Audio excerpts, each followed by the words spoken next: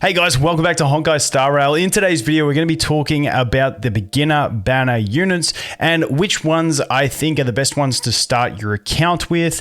Now, keep in mind we do get the 300 pity, so this is a consideration for that as well. I'm going to run some calculations based on the summon income on how long I think it'll take to get to that pity. Leave in the comments how long you think it'll be, but I will have that in a future video. So we're going to go through it in alphabetical order, and in case you missed what I'm planning to do with my accounts at global launch, basically I'm going to run 3 accounts, one free to play optimized. So when I roll those 3 accounts, I'm going to take them all to when I get my first 5-star from the beginner banner.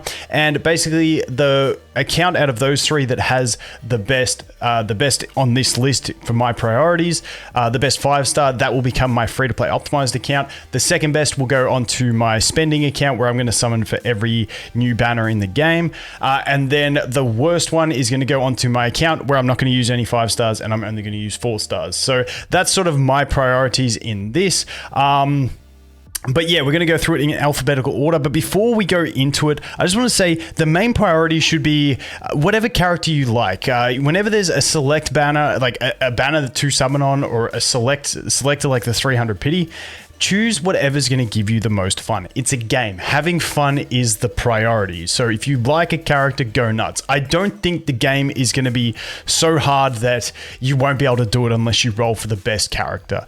I don't think rolling on the best banner as they come is going to be like a necessary thing. Yes, it's going to help, but I think you'll be able to clear all the content eventually. Maybe you'll need better gear and stuff like that, but there will be enough summon currency to get a fair few 5-stars in the game, even if you are going to pities. And on top of that, the free-to-play units are fantastic. So that's just my long way of saying go for whoever you like on selectors, on the banners that come out and stuff like that, because, you know, it's a game. Have some fun. Anyway, with that out of the way, let's go through it in alphabetical order. Bailu, A tier. Bailu, for me, she's the best healer in the game. We only have 2 of them in the game at the moment, Bailu and Natasha. And when we look to something like Chaos Memory, which is like your Abyss from Genshin, you're going to need 2 teams in there in the later stages. So having 2 healers just makes sense. Makes life a lot easier. Yes, you can work around it without 2 healers, but it's just much easier to have it. The other thing is her healing numbers are absolutely insane. She's got a revive. She's just an absolutely cracked unit, in my opinion. Really good healer. And even if she does get outclassed in the future, that means she would become the 2nd place unit, the 2nd best healer, and she'd still use her in a 2nd team. On top of that, she does have that passive revive, which maybe there becomes a boss fight where that mechanic is needed. Maybe the boss has an effect where it like one-shots a unit. I just think a revive is always a handy thing. So I just think fantastic unit to pick up. Next up, we have Bronya. Now, Bronya is going into the S tier. Ain't nothing else in here going to change my mind about Bronya being like the greatest one to pick up. Reason being, so if we pick up Bronya as our first unit, if you have her to start with, fantastic. Otherwise, pick her up from the 300. She's going to be good. But what we're seeing, and massive shout out goes to Grimo Gotcha. I've been chatting to him for like a week and a half. Absolute legend theory crafter. He's big in the Path of Exile community. He's got a massive channel over there. But we've been talking about it, and from the simulations being run, it's looking like most teams are going to run like double support DPS healer. Yes, there will be differences to that, but supporting a big DPS and just making them deal massive damage seems to be the way. So if you pick up Bronya and we look at power creep, even if she gets power crept 3 times, she's still going to be a very viable unit. So it doesn't matter. Plus the way she works, where she grants an extra turn, she's still going to be like, she's going to have uses no matter what. I just don't see Bronya being like not usable for any period of time. Like maybe 10 years down the road, maybe. But Bronya, fantastic. The other thing is, if you're starting out with a Bronya, then, you know, as you're going through the rest of your summons, you know, if you pull a Bailu, you're stoked. Happy face. If you pull a Japard, happy face. Because even though Bailu as the secondary healer is good, you can still work through those higher floors of the Chaos Memory using a Japard, not worrying about healing and just shielding away that damage. So you pull a Bailu, happy face. You pull a Japard, happy face. You pull a dupe Bronya. Let's go over to Bronya and check out her kit.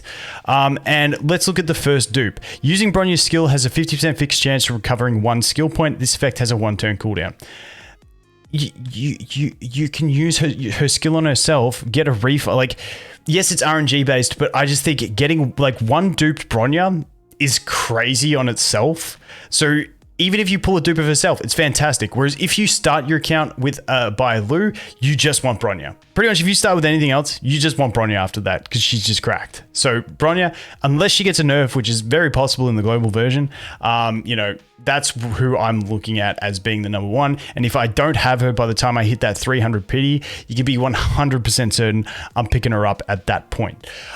Moving on from that, let's jump into Clara. Clara goes into B tier. Basically, I just don't see anything out prioritizing these two. Like I said, Japard can be used instead of Bailu, but I still put Bailu as number 2 and Bronya as number 1. It's going to be hard for me to shake that in my mind. Now, the reason Clara goes here, I just think Clara is an absolute cracked unit. Now, I'm a big Clara fan. Like, to be honest, if we were doing it off of like favorite units, Clara would be S tier for me. I absolutely love Clara because I love Svarog. I love big mechs, and the way he comes out to protect her when she gets attacked is so cool. His ult looks sick. I just love everything about Svarog.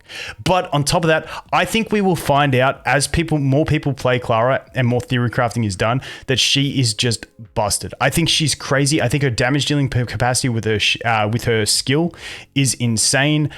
She gets her ult. The thing is, because she revenges, and then also when she ults, she gets higher aggro. It means she's taking more attacks, meaning she's revenging, gaining energy. And then on top of that, when she gets attacked, she's gaining energy. So she's going to be able to keep her ult up a fair bit.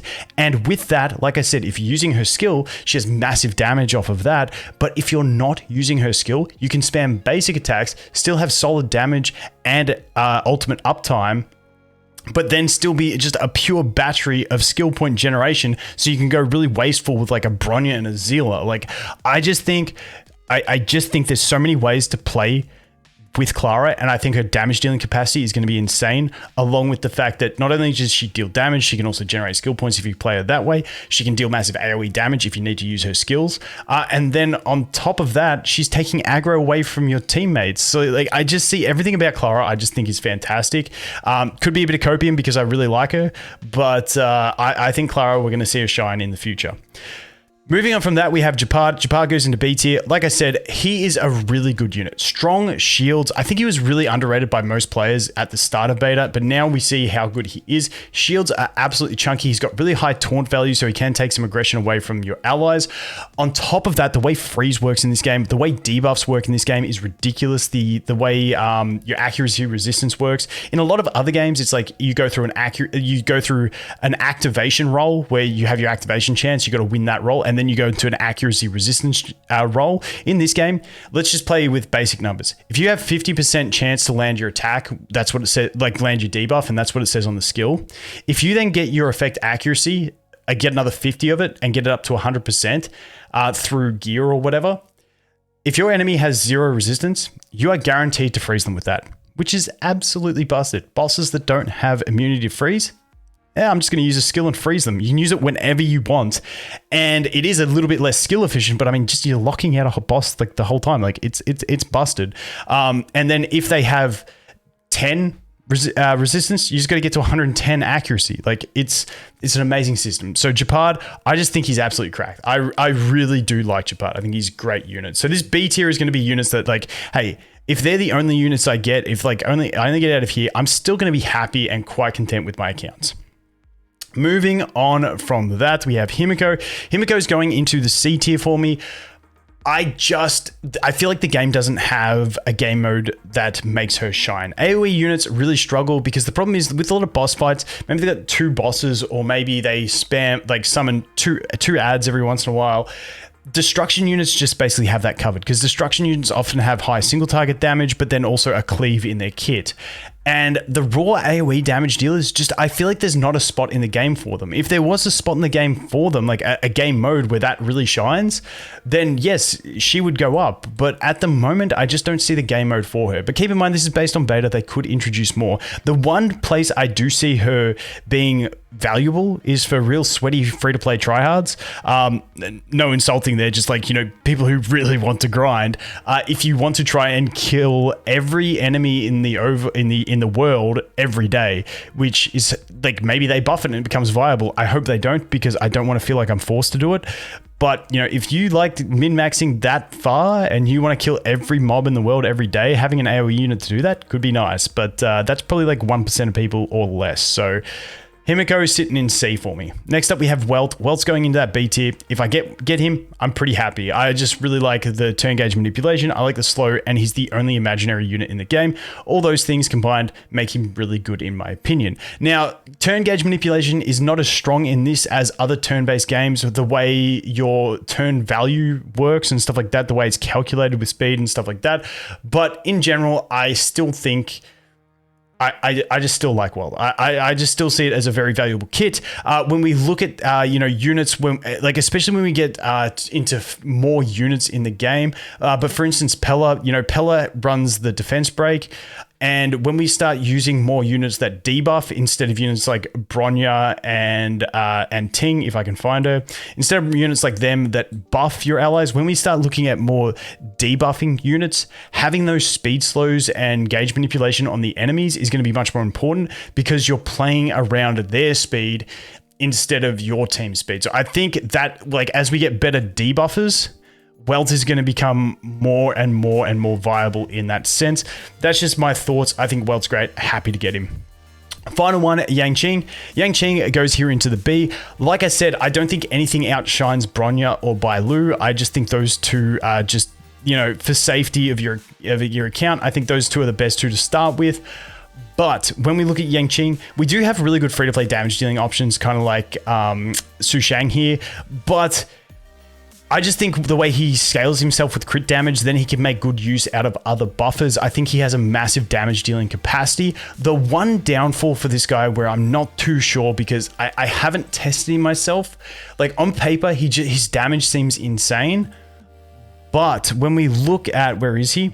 When we look at his passive, there's this one sentence on the end. When Yangqing receives damage, the empathic sword link effect will disappear. If that was deleted, I'd feel so much better about him. It's just, I don't know if when we get to Chaos Memory level 10 and stuff like that, whether even if you have a Japard shield on him, whether it breaks and he takes damage and then he's got to waste an extra skill over cap energy because his energy is at 140.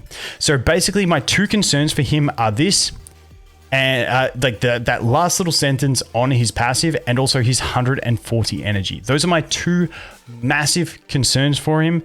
If this doesn't become an issue, then yeah, he's going to be absolutely cracked. If you pair him with a Japard and he's fine, happy days. Early game, you're fine. Early game, you just put him with March and GG's. He's fine. He's safe. But yeah, it's more when we look at Chaos Memory and stuff, that's where I have concerns. But I still think if I pull him, I'm going to be perfectly happy with that. So that is my list. Let me know what you guys think. Like I said, I think if I get a Bronya, I'm super stoked. If I get a Bailu, I'm happy. If I get any of these guys, I'm once again still happy. That's why I don't think I'm going to get disappointed when I play my 3 accounts. Unless I get 3 Himikos, I'll be a little bit sad. But hey, besides that, even if I get that, like I said, free-to-play units are really, really strong and will be fine no matter what. But that is what I think are the best units to start your account with. Or, once again, if you get to that point of the 300 pity, you don't have one of these, that is the order of priority for me. Personally, the one change on the 300 pity would be say you don't have Bailu or Japard yet. Say you don't have Bailu yet, but you have Japard and you find yourself being fine in the Chaos Memory, then maybe you don't put Bailu as a priority and you go for something else, or maybe even get a dupe of something like a Bronya. That's the one difference that happens at 300, but we'll worry about that when we come to it because, like I said, I'll do calcs on that. I think it's a fair way away. Anyway, I'm rambling. I'm going to shut up. Always choose your favorite character over anything else in the game if that's what you have the most fun with. Thanks for watching. Hope you have an awesome day, and I look forward to seeing the next one. Cheers.